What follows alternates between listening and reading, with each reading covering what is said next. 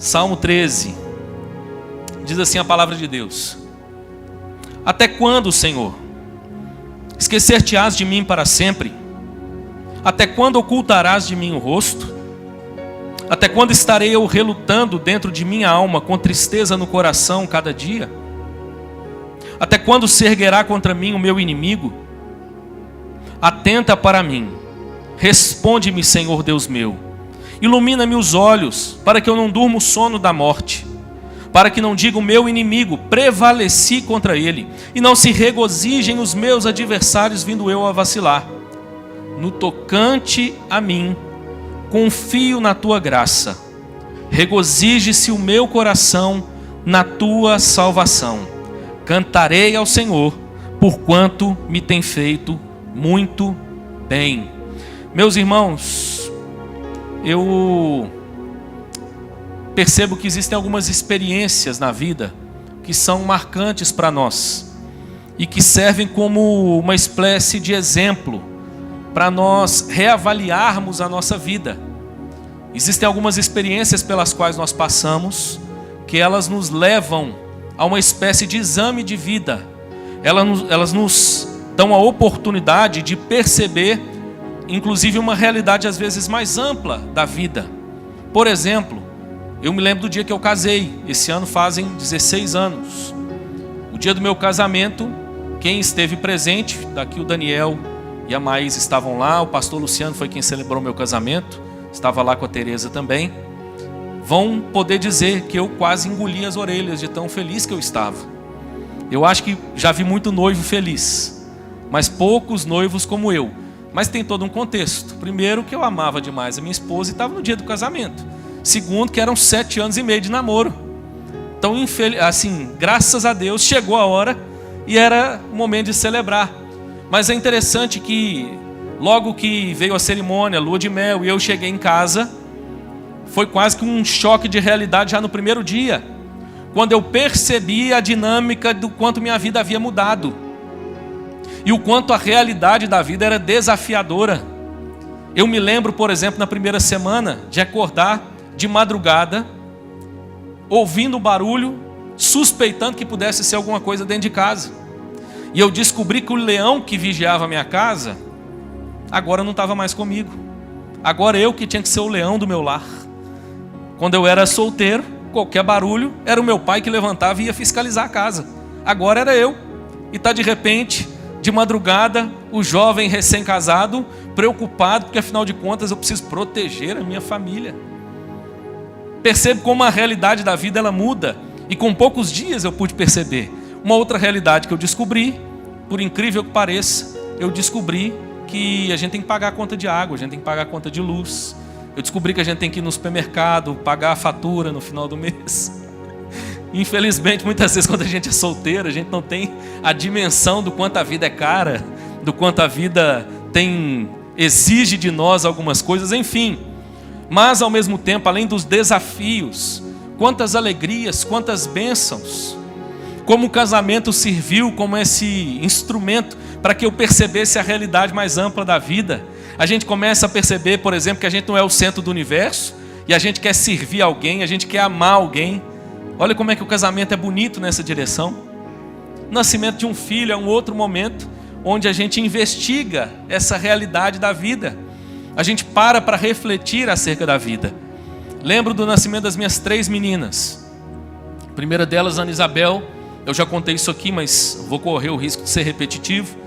A Ana Isabel ela teve uma má formação, então com 24 semanas, nós fomos alertados de que o parto da Ingrid seria cesariana.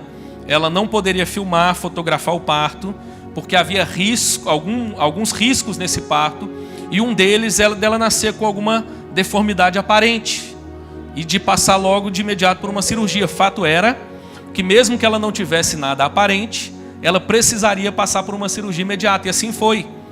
A Ana Isabel nasceu, com menos de 24 horas ela foi para o CTI para realizar a cirurgia. Mas eu lembro como se fosse hoje, quando chegou a hora do parto, e eu confesso que eu tenho problema com sangue. Eu sou daquele tipo de pessoa que se eu vejo meu sangue eu dou uma bambeada. E eu descobri que o sangue da minha esposa é a mesma coisa. Se eu vir alguém sangrando, irmãos, não tem problema, mas o meu sangue, e eu descobri que o sangue da Ingrid, uma só carne, né, irmãos? Então, quando foi para o parto, eu falei, não quero nem olhar. Mas, de repente, quando a médica tirou a Ana Isabel de dentro da Ingrid, eu falei, agora é a hora. Irmãos, e foi paixão à primeira vista. Quando os nossos olhares se cruzaram, que alegria ver o nascimento de um filho. Como isso muda a realidade da vida. Como isso traz para a gente uma percepção mais ampla da vida. Nós temos uma dimensão maior das responsabilidades. Agora, se eu já era um homem casado, eu agora era pai de uma criança, de um bebê recém-nascido indefeso. Eu e a Ingrid agora tínhamos que alimentar, tínhamos que cuidar, tínhamos que dar banho, tínhamos que oferecer toda a assistência que ela precisava. Como isso muda a nossa perspectiva da vida. Por que eu estou dizendo isso? Porque um grande filósofo, Sócrates, já disse certa vez que uma vida não examinada não vale a pena ser vivida. Ele dizia que nós precisamos constantemente avaliar a nossa vida. E o Salmo 13, ele vem justamente na direção de desnudar para nós a vida de alguém que se investiga, de alguém que avalia a própria vida, de alguém que expõe a percepção que tem das dimensões da vida. Quando nós olhamos para esse salmo, a primeira informação que eu preciso te dar é que esse é um salmo de Davi. Muito provavelmente escrito no período entre a unção de Davi por Samuel e a coroação de Davi anos depois. Não sei se você sabia disso, mas o rei Davi foi ungido rei por Samuel, pelo profeta sacerdote Samuel. Mas ele foi ser coroado rei anos depois. E nesse tempo, entre a unção e a coroação, muita coisa aconteceu. Davi enfrentou diversas adversidades. Logo após ser coroado, por exemplo, você vai se lembrar, Davi, ele ouve do seu pai uma ordem para que ele levasse alimento aos seus irmãos que estavam na frente de batalha. Ele recebe a informação de que os filisteus estavam acampados de frente ao exército de Israel, e eles afrontavam o exército de Israel. Eles apresentaram um homem gigante e disseram: dá-nos um homem que enfrente Golias. E eles então afrontavam Israel. Davi, como eu já descobri nesse texto, era mineiro, porque o texto fala que o pai dele deu queijos para que ele levasse para os seus irmãos. Davi então vai até a frente de batalha, mas ele não leva só o queijo. Ele chega e percebe o que está acontecendo, e você conhece a história, eu vou resumir. A história termina com Davi enfrentando um gigante, o gigante Golias. Davi enfrenta um inimigo poderoso, mas no poder de Deus ele vence esse inimigo. Logo na sequência então, Davi é convidado para frequentar a casa de Saul, e ele começa a lutar ao lado de Saul, e ele se revela um poderoso soldado, um poderoso guerreiro, ao ponto de voltar das campanhas militares, sendo reconhecido pelas pessoas. A Bíblia diz que as mulheres começaram a fazer canções para exaltar a Saul e a Davi. No entanto, as canções eram: Saul derrotou os seus milhares, Davi os seus 10 milhares.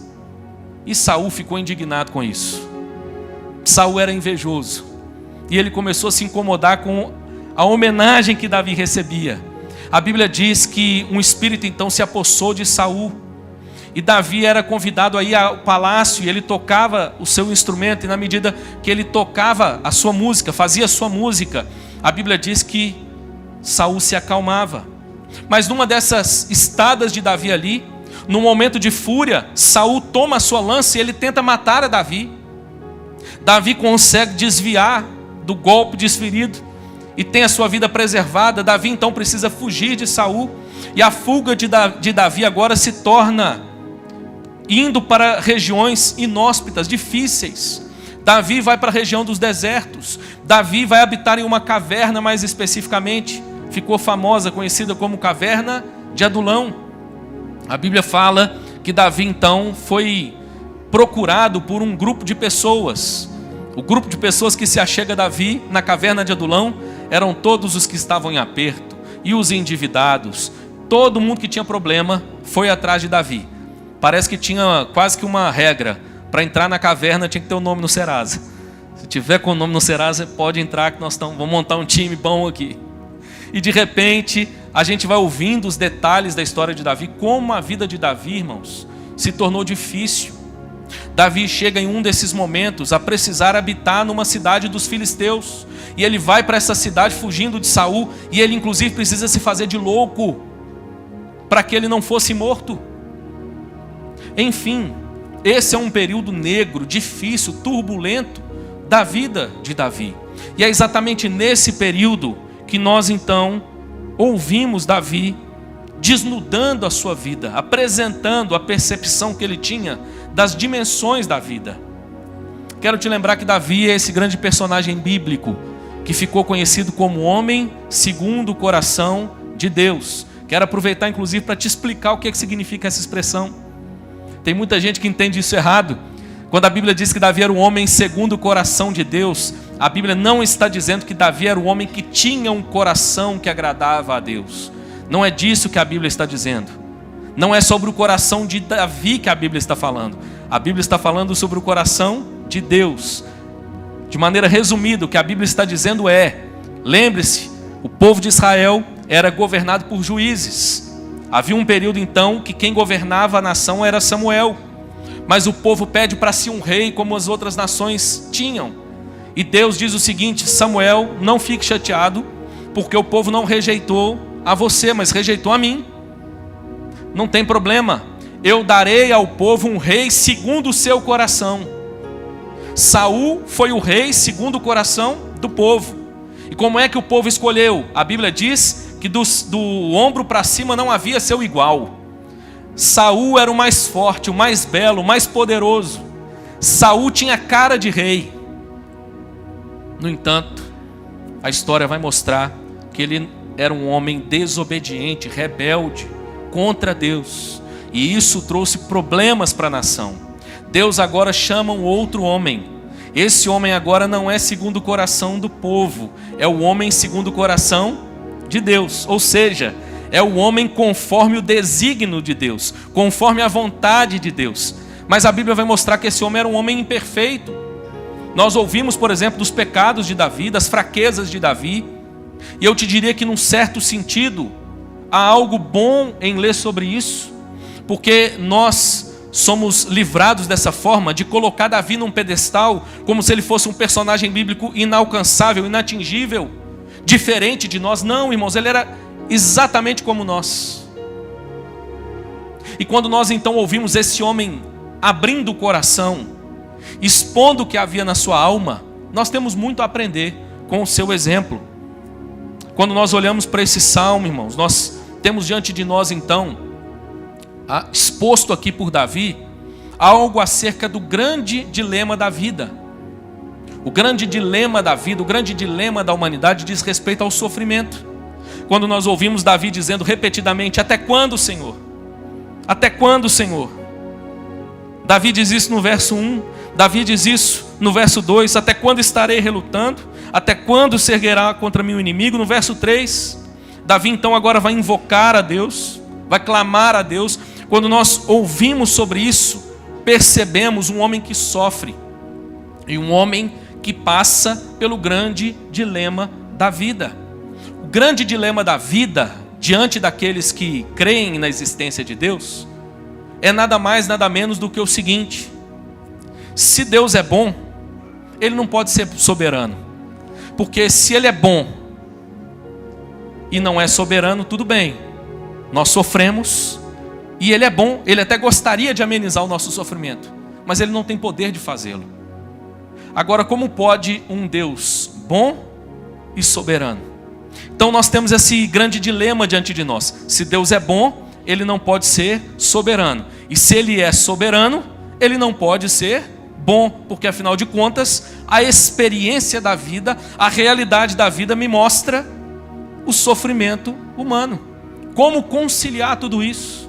De maneira resumida, irmãos, uma das pessoas que apresentou uma explicação para isso, falando sobre a gênese do sofrimento humano, foi C.S. Lewis, o escritor inglês. C.S. Lewis disse certa vez o seguinte: Ele, Deus, fez todas as coisas boas por causa da excelência das mesmas. Uma das coisas boas que ele fez, a saber, o livre-arbítrio das criaturas racionais, por sua própria natureza, incluía a possibilidade do mal. E as criaturas, dispondo desta possibilidade, se tornaram más. O que ele está dizendo é: o Deus das Escrituras é bom e é soberano. E como nós então explicamos o grande dilema? Pelo fato de que na criação, Deus criou os seres humanos com livre-arbítrio. Deixa eu te dizer uma verdade, nós somos presbiterianos e falamos sobre a dificuldade na crença do livre-arbítrio pós-queda, mas nós não negamos que Deus, ao criar o homem no jardim do Éden, deu a ele livre-arbítrio. Ele podia comer do fruto e pecar, ou podia não comer e não pecar. Dentre as coisas boas que Deus fez, essa foi uma delas. Mas nós, os seres humanos, nos rebelamos contra Deus.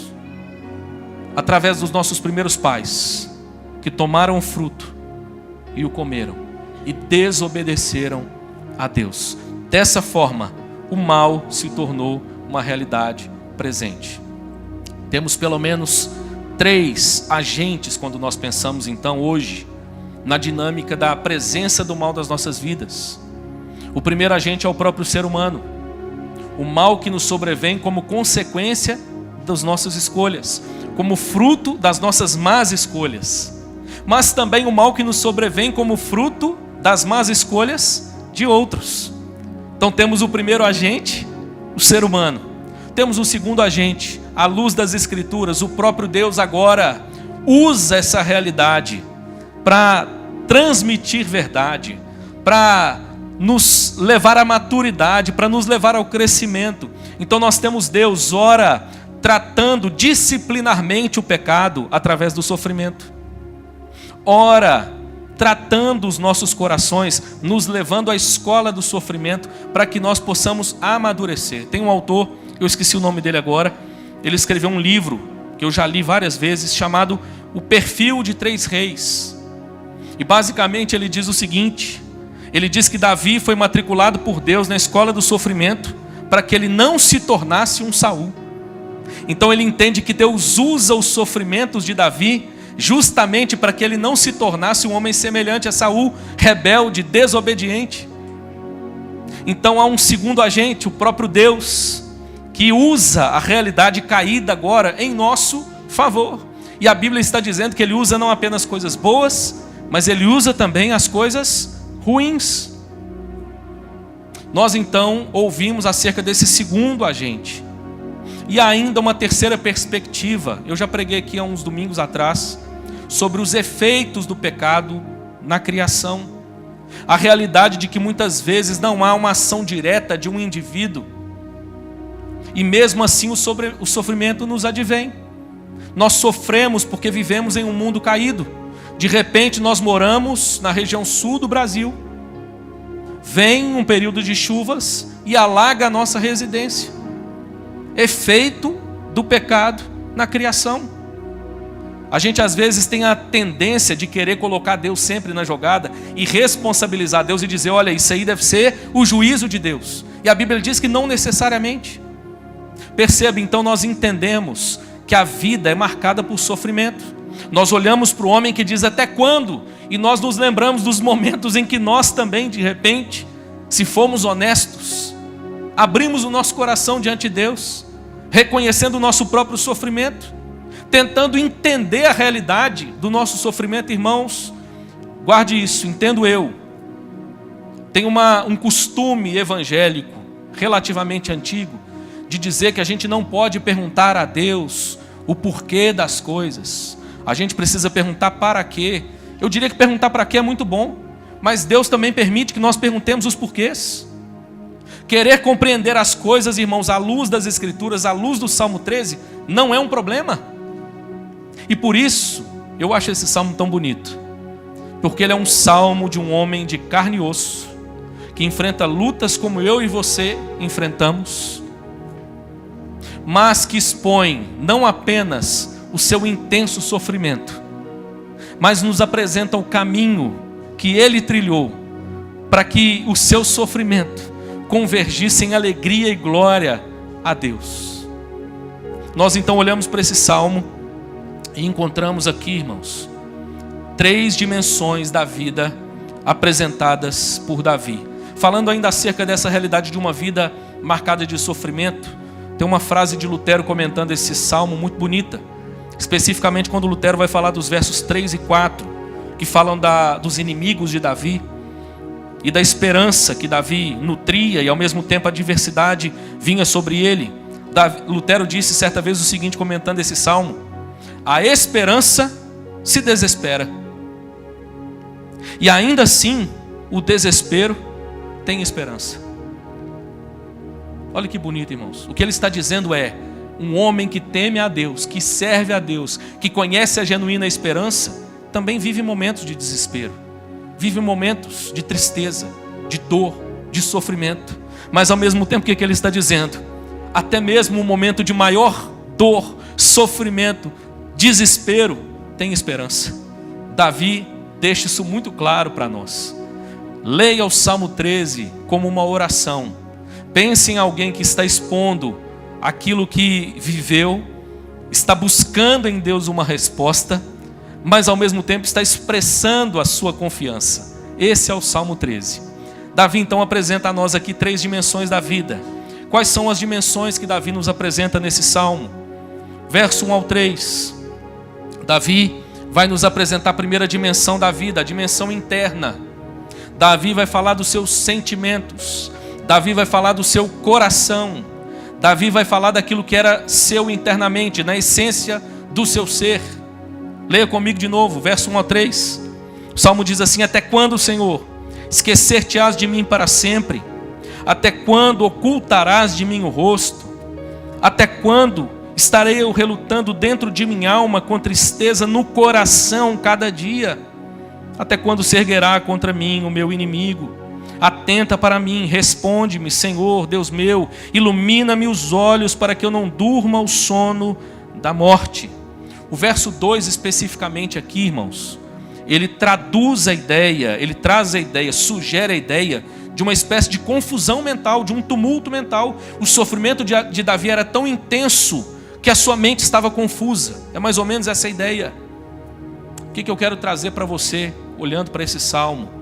Meu irmão, eu quero te lembrar que eu e você somos feitos de carne e osso. Somos seres humanos que, diante da adversidade, diante da ausência de resposta, nós sofremos e lutamos internamente, a começar naquilo que há de mais profundo dentro de nós, no nosso coração. Coração aqui não é sede das emoções, coração aqui é a essência do ser. E Davi está dizendo que na essência do seu ser havia tristeza a cada dia. Uma boa teologia da alegria, irmãos, nos leva a entender que a genuína alegria cristã não anula a realidade de que nós sofremos e nos entristecemos nessa vida. Davi está expondo aqui o seu coração. Davi está expondo a dimensão interna. E ele está mostrando que internamente, irmãos, quantas vezes nós nos pegamos com as emoções confusas, com incertezas na mente, com dúvidas no coração, com questionamentos dentro de nós. Reconhecer isso, irmãos, é o primeiro passo para a cura. Reconhecer isso é o primeiro passo para encontrar as respostas que nós procuramos. Mais do que atentar para as perguntas de Davi e se preocupar se elas são questionadoras demais a Deus, na verdade o que nós percebemos, irmãos, é alguém que reconhece que Deus tem todas as respostas que ele precisa.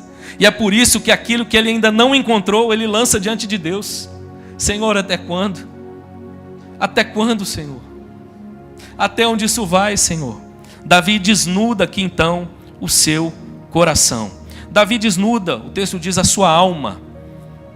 Claro, irmãos, nós entendemos que a alma tem um sentido muito mais profundo, mas no contexto da passagem, nós também podemos falar das emoções de Davi. Davi está expondo aqui os seus sentimentos. Penso eu que esse salmo é muito importante para o tempo que nós vivemos. Se nós fizermos uma digressão e voltarmos analisando a história, o que nós vamos perceber é que nós passamos por mudanças ao longo dos séculos, na maneira como o homem encontra ou se guia para tomar as suas decisões, para responder às suas questões. Por exemplo, na Idade Média, nós tínhamos a religião como uma grande resposta para todos os dilemas, para todas as questões de todos os seres humanos. Via de regra, as pessoas, quando tinham um questionamento, elas buscavam isso onde? Na religião. Nós passamos por um período de mudança, e no período chamado de moderno, nós saímos da religião como esse grande instrumento de oferecer respostas ao ser humano e colocamos a razão no lugar. O ser humano entendeu que a razão agora traria resposta para os seus grandes questionamentos. A razão humana produziria inclusive um mundo melhor. A razão humana agora, com a descoberta da ciência moderna, que é fruto, que é presente da fé cristã para a sociedade, agora nós então conseguiríamos, com o exercício racional e mental, produzir um mundo melhor, anular a realidade do sofrimento. Ainda hoje há pessoas que têm uma profunda expectativa na razão humana para que ela traga não apenas um amenizar do sofrimento humano, mas a extinção do sofrimento humano. No entanto, isso mudou na mente, digamos, da grande maioria do senso comum, principalmente com o advento das duas grandes guerras e com as atrocidades que nós vimos o ser humano realizar. Houve então uma mudança. Os principais pesquisadores, psicólogos, sociólogos têm dito que o nosso tempo é o tempo onde a resposta deixou de ser a razão e passou a ser os nossos sentidos, aquilo que eu vejo, aquilo que eu toco, aquilo que eu experimento, aquilo que eu sinto. E como isso é perigoso? Tem muita gente hoje usando as igrejas, irmãos, para dizer o seguinte, usando os púlpitos para dizer o seguinte: siga o seu coração. Se o seu coração te diz que é assim, então faça. No entanto, a Bíblia diz que enganoso é o coração e desesperadamente corrupto. Quando nós olhamos para a dimensão interna, eu preciso te dar pelo menos duas dicas. A primeira delas é: não despreze os seus sentimentos. Davi dá a gente essa oportunidade de expor os sentimentos, de conhecê-los e de tratá-los. Não há nada errado, irmãos, em sermos seres emocionais. Deus nos fez assim. A queda afetou o homem integralmente, mas a redenção também age no homem integral. No entanto, a segunda dica que eu preciso te dar é: não idolatre os seus sentimentos. Se você lesse o Salmo só até aqui, você talvez entraria no coro da multidão que segue as inclinações do próprio coração. Não, mas eu sinto que é dessa forma. Eu sinto dentro de mim. Não, eu sinto que assim é melhor. Não, eu não me sinto bem, então não dá. A primeira coisa que Davi nos mostra na dimensão interna é esse desnudar de um homem com as suas perfeições e imperfeições. Davi nos mostra, irmãos, que não há nada de errado em expor as nossas imperfeições. Não há nada de errado em expor as nossas emoções, mas ao mesmo tempo, não é nelas que nós encontramos as respostas que a nossa alma anseia. É por isso que o Salmo segue. Davi vai apresentar para nós agora então uma segunda dimensão da vida. Se você der uma olhada, pegando do verso 2 novamente até o verso 4, parte final do verso 2, Davi vai começar a mencionar os seus inimigos. Parte B do verso 2 diz assim: até quando se erguerá contra mim o meu inimigo? Atenta para mim, responde-me, Senhor Deus meu, ilumina meus olhos para que eu não durma o sono da morte, para que não diga o meu inimigo: prevaleci contra ele, e não se regozijem os meus adversários, vindo eu a vacilar. Davi aqui está falando de inimigos reais, de inimigos concretos. Davi tinha nesse tempo, por exemplo, como grande inimigo Saul. Você vai se lembrar que Davi revelou como Deus vinha tratando o seu coração, mesmo nesses momentos. Davi teve, por exemplo, a oportunidade de matar a Saul. A Bíblia diz que em um dos momentos, enquanto Saul procurava Davi, deu uma dor de barriga em Saul. E a Bíblia coloca isso de maneira tão educada, irmãos. A Bíblia diz assim: e Saul procurou uma caverna para aliviar o ventre. Você já entendeu o que Saul foi fazer? Não precisa desenhar. E a Bíblia diz que era exatamente na caverna onde Davi estava. E de repente o rei vem, se despe da sua roupa, está ali na frente de Saul, irmãos. De Davi, desculpa. Davi tinha condição de matar Saul nessa hora. O que Davi faz? Ele tira um pedaço do manto do rei para mostrar ao rei que ele era frágil e que diante da sua fragilidade ele teve a oportunidade de matá-lo, mas não o fez. Saul desce da caverna. Quando ele está lá embaixo, Davi aparece na porta da caverna com um pedaço do manto e grita a Saul. Davi tinha inimigos reais, de carne e osso. Os filisteus foram inimigos recorrentes de Davi. Davi aqui está mencionando esses inimigos, irmãos. Mas eu quero te dizer que aqui nós temos uma realidade da vida sendo expressa, que nós podemos traduzir também para a nossa realidade. Os inimigos de Davi aqui simbolizam, representam a realidade externa da vida. Nós temos a realidade interna, o nosso coração, os nossos sentimentos, a nossa razão, a dificuldade que nós temos às vezes de encontrar resposta para os grandes dilemas da vida. Mas Davi agora vai apresentar a realidade externa. E Davi vai então mostrar para nós os seus inimigos. É interessante que todos nós lidamos com situações assim, às vezes com inimigos reais também. Pessoas que nos perseguem, que nos caluniam, que nos invejam. Isso acontece, irmãos. É realidade da vida. Alguém já disse que nós só jogamos pedra em árvore que dá fruto. E de repente não se espante se alguém estiver tentando te apedrejar. Pode ser uma grande evidência de que você tem dado frutos. Mas mais do que olhar para essa realidade de inimigos reais, nós podemos compreender essa realidade mais ampla, externa a nós, acerca da vida. Ou seja, as circunstâncias difíceis pelas quais nós passamos, as adversidades que nós enfrentamos. Davi está mostrando para nós, irmãos, que a vida é marcada por lutas, por desafios, por provações. E, irmãos, nós estamos constantemente enfrentando adversidades. Eu vou fazer 44 anos. Sou pastor há 13. Se você me perguntar hoje, pastor, teve um ano na sua vida que foi tudo tranquilo, assim, tudo em paz, não teve nenhum problema, nenhuma adversidade, eu vou te dizer, eu ainda estou esperando esse ano chegar. Não, irmãos, nós caminhamos, termina uma batalha aqui, começa outra ali. Logo que nós superamos e vencemos, já tem mais uma logo à frente. Assim é a realidade da vida, irmãos. Nossa vida é marcada por provações e lutas, irmãos, às quais nós não podemos escapar. Davi apresenta para nós essa dimensão interna da vida. As emoções, o coração, a razão, os questionamentos, as questões difíceis que nós lidamos internamente, mas ele também mostra a realidade externa.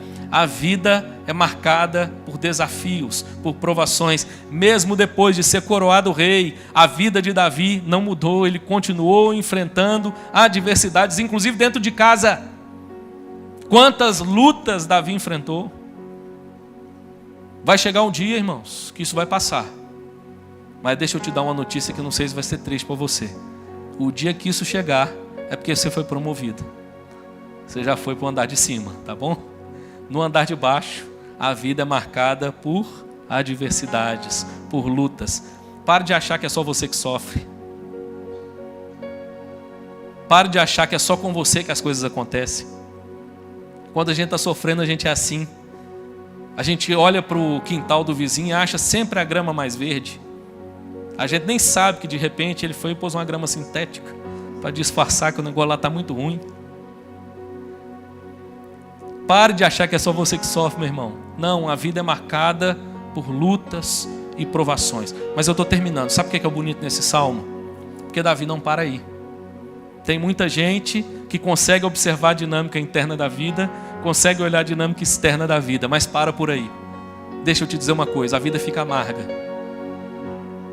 A vida fica difícil. Davi apresenta a nós nesse salmo, irmãos, uma terceira e última dimensão da vida. Davi fala sobre a dimensão interna, Davi fala sobre a dimensão externa, mas Davi fala também sobre a dimensão do alto. Davi entende que a vida é vivida debaixo da poderosa mão de Deus. Davi vai apresentar aqui agora então a sua confiança em Deus. Final do salmo. Quando nós olhamos para o final desse salmo, versos 5 e 6, nós ouvimos Davi dizendo o seguinte: no tocante a mim, confio na tua graça, regozije-se o meu coração na tua salvação, cantarei ao Senhor, porquanto me tem feito muito bem. Esse salmo é bonito, irmãos, porque ele termina com uma grande declaração de fé de Davi. Aliás, tem 3 coisas aqui que nós podemos destacar. A primeira delas é uma afirmação de confiança. Davi vai dizer no verso 5, no tocante a mim, confio na tua graça. Irmãos, como é difícil confiar na adversidade. Mas é o que Davi está dizendo. Tem gente que até quer expressar confiança, mas primeiro ele quer que as coisas estejam em ordem. No dia que tiver tudo em ordem, eu vou dar uma grande declaração de confiança. Como eu quero dar um testemunho sobre isso, mas talvez o testemunho que Deus quer que você dê seja exatamente o testemunho de alguém que confia nele no meio da adversidade. É com inimigos reais, com a alma inquieta, que Davi diz: eu encontrei uma dimensão mais alta. E nessa dimensão eu confio absolutamente. No tocante a mim, confio na tua graça. Segunda coisa que Davi mostra para nós aqui é uma promessa também de gratidão a Deus. Cantarei ao Senhor, porquanto me tem feito muito bem. Davi está fazendo uma promessa para Deus: olha, eu vou cantar da tua bondade. Eu já estou declarando agora que eu vou continuar cantando. A adversidade não cerra os meus lábios. E quando a adversidade passar, ainda mais eu cantarei da tua bondade. É isso que Davi está dizendo no salmo, irmãos. E finalmente nós temos aqui, também exposto nesse final do salmo, uma mudança interior, resultante da segurança interior de que Deus ouviu o seu clamor.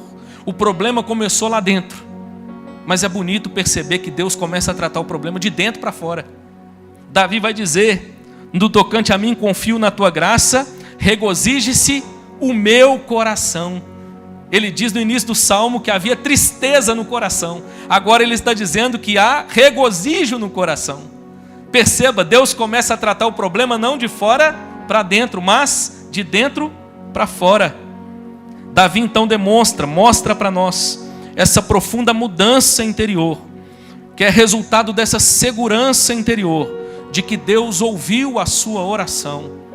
Como é bom nós termos essa convicção de que o nosso Deus é um Deus atento às nossas necessidades, um Deus que conhece o nosso sofrimento, um Deus que ouve o nosso clamor.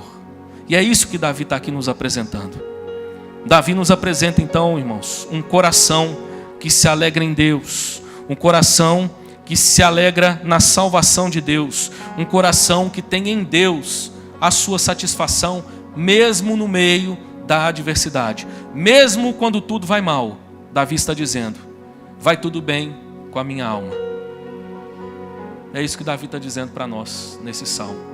Dentre as várias histórias, que algumas eu inclusive já contei aqui, de hinos, de compositores, porque o salmo termina falando de cantar. Tem uma compositora que eu já mencionei aqui, mas que eu acho a história dela muito bonita. O nome dela é Fanny Crosby. Não sei quem já ouviu falar sobre ela. Fanny Crosby tem um livro aqui no Brasil, escrito em português, chamado Canções que Abriram os Meus Olhos. Ela é nada mais, nada menos do que uma das maiores compositoras da história dos hinos evangélicos, hinos cristãos. Deixa eu te contar um pouquinho da história dessa moça. Fanny Crosby nasceu ali no século XIX, início do século XIX. Com meses de idade, ela pegou uma gripe muito forte, Essa gripe trouxe uma espécie de uma conjuntivite nos seus olhos. O médico da região não estava presente. E tinha um homem naquela cidade que se dizia médico. Depois eles descobriram que ele não era médico. Esse homem havia feito uma espécie de um unguento com mostarda e dizia que aquele unguento era suficiente para curar a vista das pessoas. E ele aplica esse unguento nos olhos dessa bebezinha. E ela fica completamente cega, ainda bebê. Pouco tempo depois, seu pai, trabalhando, adquire também uma gripe muito forte, desenvolve uma pneumonia e morre. Sua mãe precisa trabalhar, ela agora é criada pela avó. A história dessa moça é uma história de extremo sofrimento. Um problema atrás do outro. Ela fica mais madura. Essa moça então vai para uma espécie de um seminário, onde ela ali trabalha, compõe, começa a compor hinos. E ela compôs nada mais, nada menos do que muitos dos grandes hinos que nós cantamos no passado nas nossas igrejas, nos nossos hinários, com belíssimas expressões de fé. Mas uma coisa bonita que me chamou a atenção foi que, quando ela já estava mais idosa, há um relato nesse livro dessa experiência. Alguém chegou para ela e disse o seguinte: Fanny, a gente vê a sua paixão, o seu amor por Jesus, a admiração que você tem por Ele. E eu queria saber o seguinte: se Ele hoje, ou se Ele aparecesse para você lá no início, na sua infância, e te desse a oportunidade de escolher uma coisa, o que é que você escolheria? O que é que você pediria a Ele? E ela já idosa, irmãos, já se preparando para o andar de cima, ela disse o seguinte: olha, se eu tivesse o direito de pedir uma coisa no dia que eu nasci, pediria ter nascido cega, pois ao chegar no céu, o primeiro rosto que eu teria o privilégio de ver seria o rosto do meu Salvador. Mais do que celebrar o sofrimento, não é isso. Não é desejar o sofrimento, não é isso. Mas sabe o que ela está mostrando para nós? Mesma coisa que Davi nos ensina no Salmo 13. Um coração que aprendeu a encontrar em Deus a sua satisfação, a sua alegria, o seu prazer, mesmo quando tudo vai mal. Você quer saber pelo menos um hino famoso dessa compositora? Tem um hino no nosso hinário presbiteriano, composto por ela. Aliás, tem alguns, mas tem um que é o mais famoso talvez. O hino Que Segurança. A letra do hino diz assim: que segurança tenho em Jesus, pois nele gozo, paz, vida e luz. Com Cristo herdeiro, Deus me aceitou, mediante o Filho que me salvou. Quem conhece o refrão aí? Conto essa história cantando assim: Cristo na cruz foi morto por mim. Conto esta história cantando assim: Cristo na cruz foi morto por mim. Graças a Deus, irmãos, porque Ele é a nossa segurança, a nossa alegria, o nosso prazer. Amém?